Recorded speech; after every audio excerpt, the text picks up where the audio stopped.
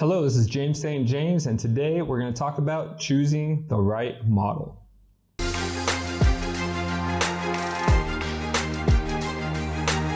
Join me on my journey as I integrate ancient and modern medicine to reverse engineer intuitive healing so that you can re-engineer your body and mind to live vibrantly once again.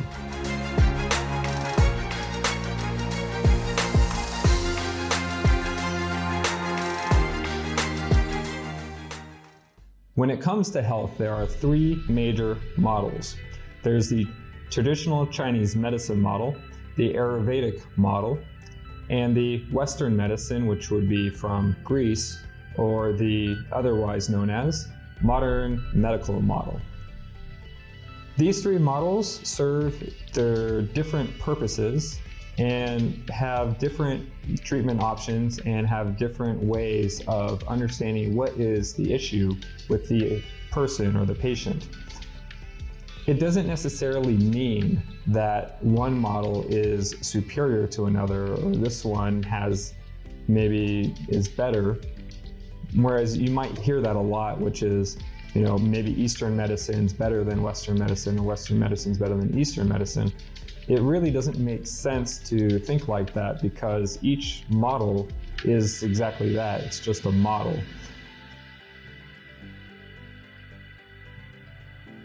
The difference between models is like choosing to read a physiology book or an anatomy book. Whether you read anatomy or whether you read physiology or biochemistry, it doesn't necessarily mean that any one of them are wrong, even though they're all talking about the human body. It's just different ways of looking at the body and understanding it and conceptualizing it. For Chinese medicine, what they do is they have 5-element theory, which is the base model for everything that comes from Chinese medicine, all the different procedures such as Tui Na massage therapy, such as acupuncture, and herbology as well. These treatment methodologies are based on the 5-element theory consisting of the elements of fire, earth, metal, water, and wood.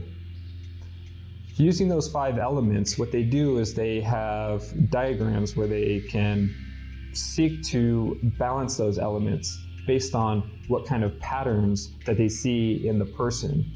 And say, for example, a person, they can look at their face, they can look at the feet, they can look at the hands, they can feel the pulse to understand the blood, and they can also use the tongue as well as their current emotional state. And from this, they can recognize there's a little bit of yellowness on the tongue, or there's discoloration under the eyes and the face. Knowing key points like this, what they do is they can understand them and then draw patterns so that one pattern that they see and recognize, they can then direct to a treatment plan. Through this way, Chinese medicine has a structure that can be taught pretty easily, and it gives a flexible and adaptive methodology for understanding the person in their current condition, which may be changing day to day or month to month, and be able to prescribe something that is highly adaptive, whether it be an herbal formula or a specific needling sequence in the acupuncture points. The Chinese medicine model is highly flexible, but from the scientific perspective, that is seen as a weakness. The reason why is because Chinese medicine is highly adaptive, meaning it adapts to the circumstance. For Chinese medicine to be effective, it should not be repeatable, for it is always adapting because the person's condition and how the person shows up is always changing. So for something that's not repeatable, it means that it should not be able to be studied in science. And now a lot of scientists are trying to create these experiments to understand the repeatability of Chinese medicine, but it doesn't make sense because if it was repeatable, it means that the Chinese medicine or the technique for the Chinese medicine is broken, because it should always be changing. And the difficult part about this means that the treatment and the quality of treatment depends a lot on the perspective and the training and the experience of the Chinese medicine practitioner. The main focus in Chinese medicine is to keep the 5 elements in balance. And in order for them to, or the practitioners, to prescribe the right treatment for the patient, they need to have a clear understanding of the pattern that the person is in, and then they look for a pattern that will balance that pattern. And by doing kind of like an opposite pattern to what their deficiencies are, they are able to put the body back into balance. And that is the primary goal for Chinese medicine, and is why their model is developed in that way. The Ayurvedic model comes from ancient India, and it includes things like yoga and also Ayurvedic medicine, herbs like ashwagandha, bacopa monnieri, maybe some things you've heard before. And the primary model for Ayurvedic medicine is the 3 doshas. The 3 doshas are Pitta, Kapha, and Vata. Those 3 doshas are said to be like in balance in a healthy human being.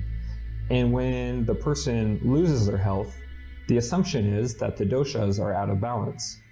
When I visited the Ayurvedic doctors in the United States and various countries in India, a lot of their interpretation came from the personality, the facial complexion, and the lifestyle habits. Now, Ayurvedic medicine seems to be mainly used, and I think what its strength is really good for, is for crafting a lifestyle, like eating patterns and exercise patterns that are specific to the person, their own individual issues, and the way that their balance is. So say you're a very busy, hyper-motivated and extroverted, like go-getter person, and that person might need to calm down a little bit more. Maybe they have a hard time relaxing, and it's taxing the organs more than it should, and it can accidentally lead to things like anxiety. So in that case, they would recommend a certain diet, and the dosha system is the model they use to do that. Western medicine traditionally comes from ancient Greece. However, the current medical system that we use today in most countries throughout the world was mainly originated in the Civil War in the United States of America. During that time, soldiers would come off the battlefield, and they wanted a way to be able to handle many people with many different types of injuries coming in, and with many doctors. And so what they would do is they would have an intake person categorizing the various conditions that the people are in, and be able to assign them to the correct doctor who had the right specialties, the right tools, and the right experience to be able to treat that type of injury. One example is a person might come in with a bullet in their shoulder, so they're like, okay, well, bullet in shoulder is the type of injury, and we need a surgeon with these tools that can get the bullet out. And then another person might come in with a foot infection and can't walk, and then they would send that person to another doctor with the special tools for bacteria, which is completely different than a bullet. Today we use that system in the modern medicine as well, where like we have emergency rooms and family care practitioners. You come in and the person will categorize what you're going through, either through observation or through asking questions. And based on the answers to those questions, they're able to put it into categories. And those categories are known as diseases. So you have a disease or a diagnosis of a disease when your symptoms match a category.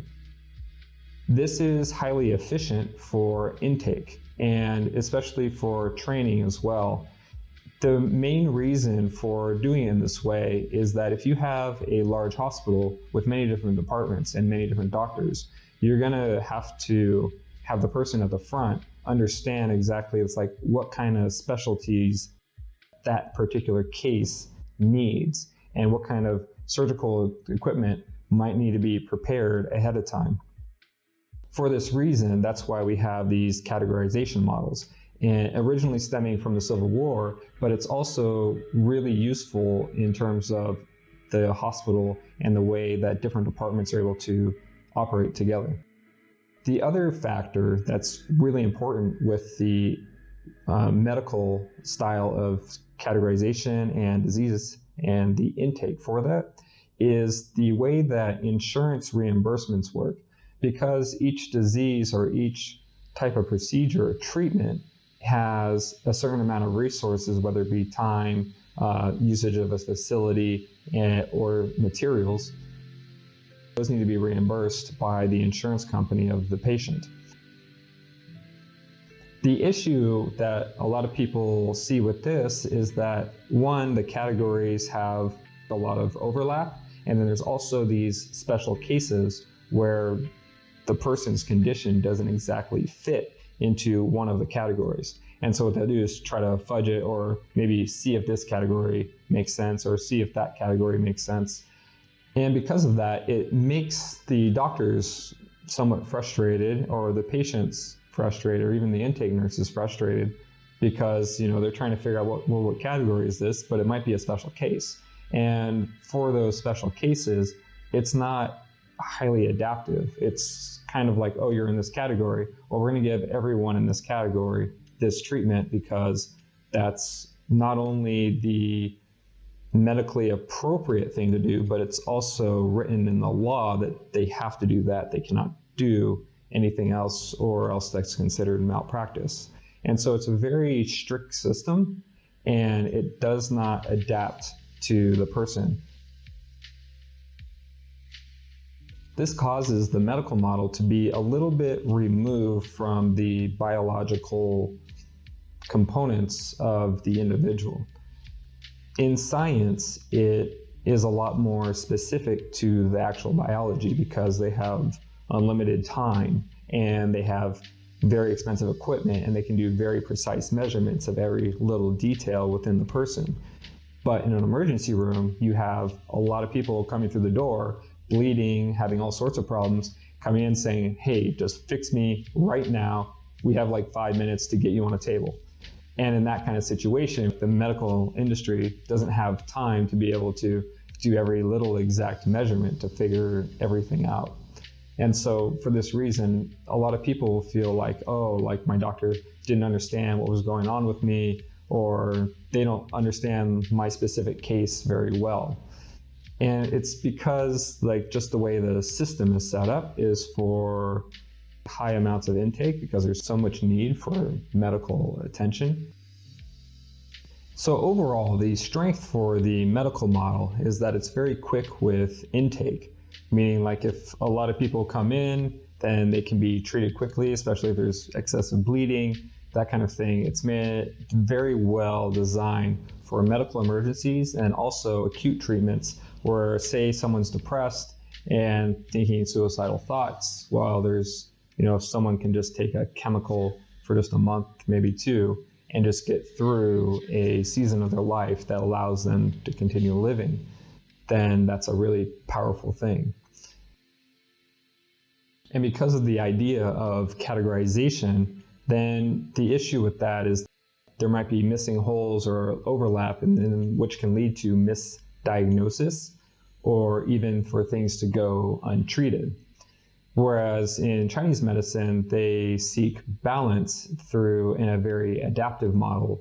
And the downside of that, it could be highly dependent on the practitioner as to how accurate their treatment is according to the patterns that they're able to recognize.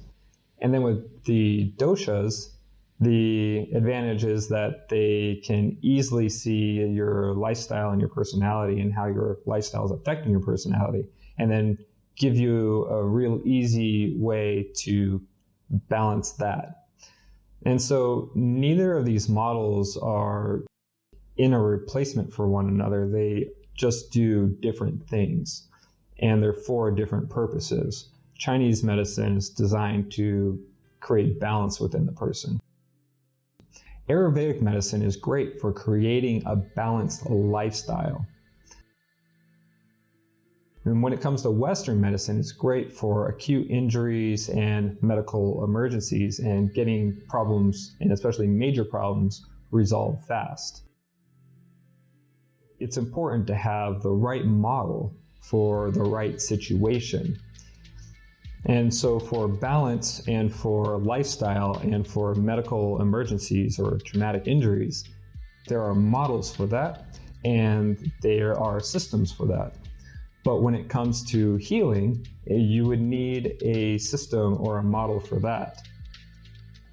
Now, when I first came to Indonesia to study alongside the healer that I'm being mentored by, I realized that there's no training program, there's no books, there's nothing you can read about this.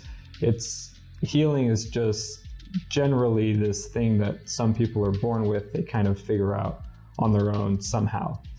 And for me, it's like, okay, well, I understand physiology, biochemistry, anatomy, biomedical engineering, these kind of things. And I have a background in Ayurvedic medicine and Chinese medicine, but I don't know how he does what he does. But I have to catch up and I have to understand, how does the body work and how does healing work in order to be able to someday hopefully do something similar to what he does. In order to understand how the body works, I needed to create a new model. And that new model was developed based on what I understand from my career in biomedical engineering, my understanding of Chinese medicine, and also Ayurvedic medicine, especially the yogic engineering principles used to originally create the system of yoga that they have today. And then what I did is I took this knowledge and I tested it to see how it worked when I was side by side with the healer, and to see what kind of things he would notice, what kind of things he would point at or articulate or change in what kind of circumstances. And through testing and then validating and then trying it myself to experience it, I was able to just see, like, okay, this works, that doesn't. And he looks for these things, not those things. And so when it comes to a healer and when it comes to creating a model that you need to heal, it really comes down to how the body works, the patterns that it has, and the necessary changes that need to be made, and also how to identify damage. The most basic way I could explain healing is tissue re-engineering. We all have trauma, emotional, chemical, physical, throughout our life. And that gets all stored in our body, in our fascia, in our organs, in our emotions, in our brain. And it doesn't go away until we fix it. And the human body is just amazing at storing what we commonly refer to as stress. From the time when we're first born, we're starting to take on stress, and the human body, it diverts it into the places where it will be least likely to affect overall performance. The issue is, because we're young and because we don't understand the concept that stress and injury, once it's attained, it comes with a compounding effect to where the next year you're going to have 10 to 20% more on this injury, even if you don't really injure it any further. And that continues on and on and on throughout our life over decades. So when we're a kid, we get this little bump on our knee, but many years later, it might affect electrical channels, which then might affect the organs, which then might affect our mind, and then suddenly we have these mental health issues. And it all just came from just a small thing that went untreated when we were young. The goal of a healer is to be able to trace how that damage happened and be able to undo the damage.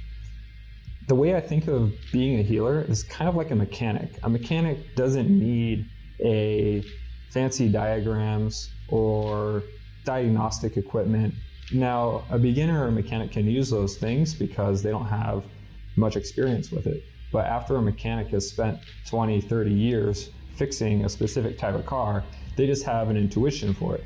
I know a mechanic, he can just listen to a car coming down the street and he can understand exactly the timing belt, the way the pistons are firing, the saturation of fuel in the cylinders, and he doesn't even need to see the car. Why? Because he just has an experience with fixing cars. And for him, he doesn't need to categorize things. He just sees the damage for what it is. And so the front tire's leaning in. Why? Because the wishbone's broken. It's like, okay, the lower wishbone has broken, so it needs to be welded together or replaced. Just like this is exactly how a healer looks at the human body. It's like, okay, there's scar tissue. Okay, there's a personality defect coming from one of the organs on the left side has damage to it and it's getting not as good a blood flow. And a healer should be able to see all these things very clearly.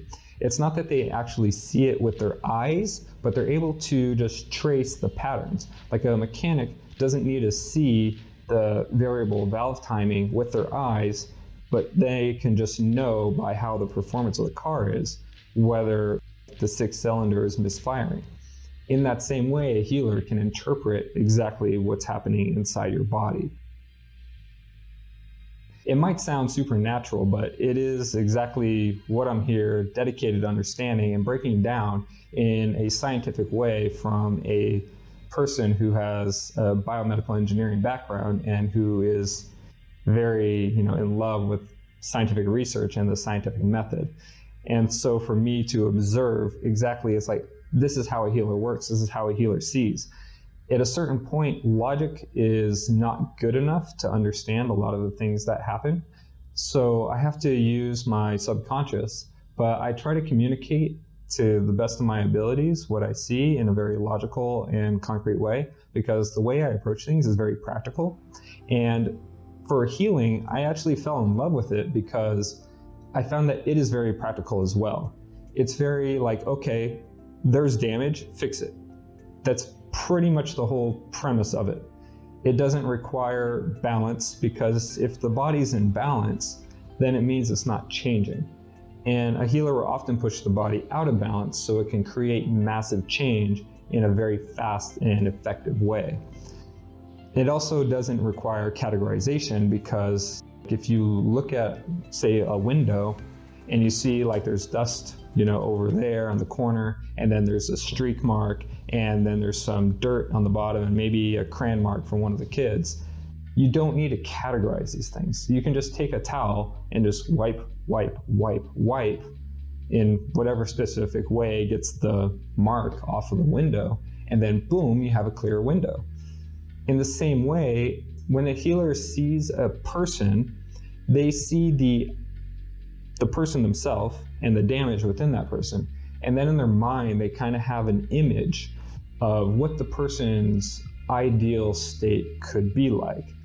And for that, it's that comparison that we would have in looking through a window, and we have an idea of what's behind the window, so how it should look.